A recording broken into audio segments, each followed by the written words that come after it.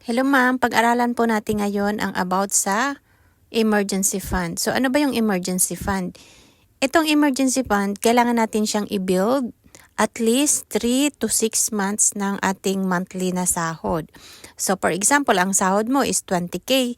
So dapat meron kang at least 60,000 to 120,000 na emergency fund na nakalagay lang sa bangko para madali mo siyang makuha in case magka-emergency, di ba?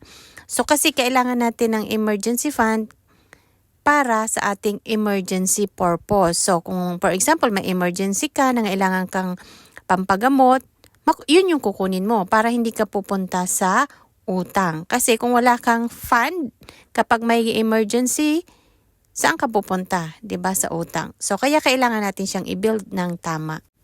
Hindi madali ang pagbi-build pero hindi yun rason para hindi tayo mag-umpisa.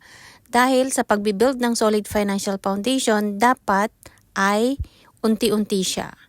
So kung kaya mong mabilis, mas maganda. Pero kung hindi, ang importante na kapag simula ka, para maging maganda yung iyong tinatawag na financial house. So dito sa IMG, marami tayong matututunan about sa pagbibuild natin ng solid financial house. So I hope na meron ito sa yung naitulong at meron kang natutunan. Thank you. God bless.